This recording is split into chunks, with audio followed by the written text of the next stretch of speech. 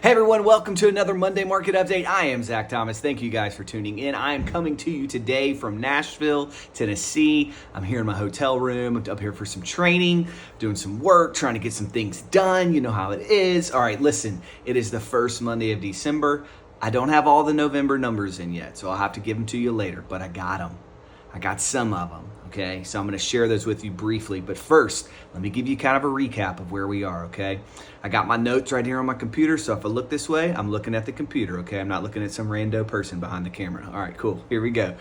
Mortgage rates continued to decline last week, which is great news. They peaked middle of October. We're now almost 2 months away, and they've come down 75 basis points to about little or under 7.25%, which is awesome, continuing that trend.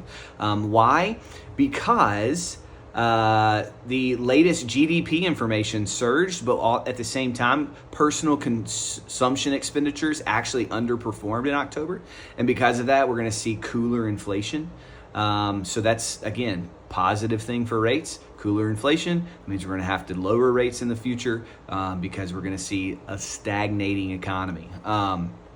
Consumer spending, personal income inched up slightly in that month. And let's see, one more thing. Mortgage application submissions increased, but at the same time, jobless claims also increased. So, I mean, we're starting to get some of that mixed bag of economic news. For a while, we all were expecting it to be worse than it was. It did not happen. And I even think now we're kind of going to hit that softish landing. So I don't know that we're going to see the catastrophic economic news and data that we expected. One of the things that's interesting is that we do see some kind of weird data that underlying things. It's showing like, people don't have as much money. They're putting more on credit. They're not saving as much. And when that happens, it typically will trend towards a poor economic downturn.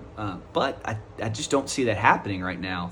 And a lot of the data that we're receiving on the back end, shows that we also are having growth. So people are spending still. And so I'm like, well, where is all this money coming from? I don't know. I honestly don't know. I do know that GDP grew, though, because we had a surge in government spending. And the government is spending more money, which that cannot continue. I mean, it can't continue, right?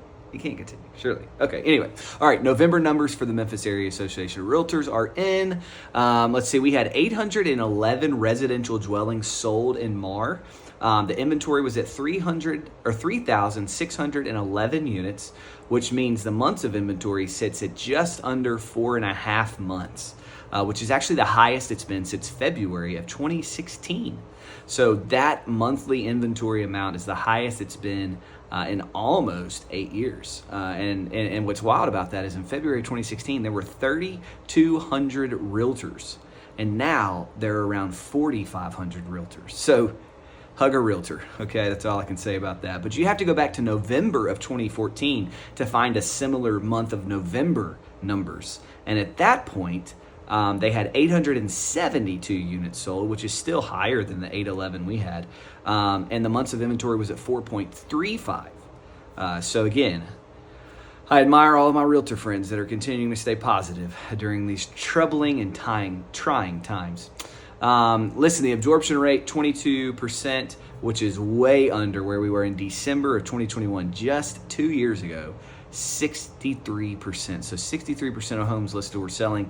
Now 22% of those homes are selling. So the good news is that mortgage rates peaked. They're coming down. That's what caused all these terrible numbers. So those numbers will get better. I think we've kind of hit the rock bottom, per se, of what we're going to experience in the real estate market.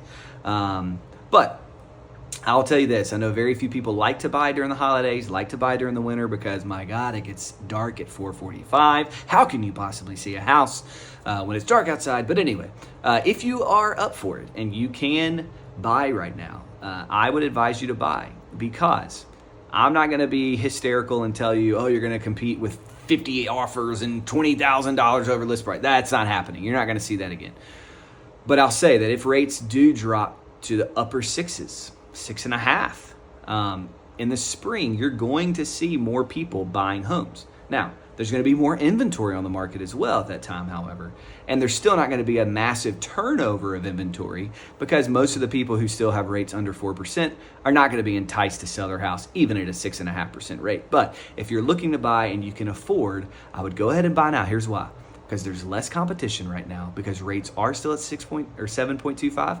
But if they drop, you will have the home and you can get a really good deal on it. Prices are dropping, concessions are up, people are giving in to more things just to sell their home because most of the people trying to sell right now, they have to sell and they're eager and they're motivated. So make that offer, get that deal, and then refinance the house later on as rates continue to drop. Okay, final thing I want to share with you today.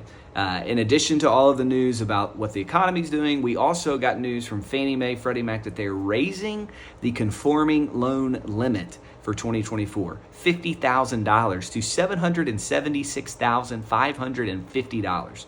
Well, what this means is that if you are buying in a pool and you're trying to buy with a conventional loan, before you could only go up to $726,000 to $726,200. Well, now you can go up a little higher. Well, what does that mean? That means that more homes will be available to you, theoretically. What it also means is that homes that were listed at 726 will now be up to 756. So what it does is it puts less price pressure on sellers because more buyers can afford to buy those homes in that price point. At the same time, FHA now has raised their rates as well, or raised their limit as well to just under $500,000. So you could buy an FHA home, backed home, for $500,000. That is crazy to me. When I got into the business, it was like $325,000 to $350,000. And so to think now that the price increase is also trekked with the conforming loan limit increase, I have to think that that's got to be some sort of a coincidence there. Like there's got to be some sort of it's not a coincidence, I should say, that there is a correlation that as we want to help more people afford to buy homes, we're also hurting people from buying homes because we're spending a higher price point. We're allowing them to spend more in interest, and that's hurting their affordability. And it's also not helping to get a better or a bigger sized home because it's just increasing the price that most of those homes that are already at that price point, at that limit, will now be pushed another $50,000 higher. Anyway, hope that makes sense to you. I don't know if it does. If not, hey, reach out to me. We'll talk. We'll go to lunch. We'll do something about it. But thank you guys for tuning in. Hope you have a great week. It's December. Try to stay up past 6 o'clock. I know it's difficult, but hey, I'll talk to you next week. Thanks for tuning in.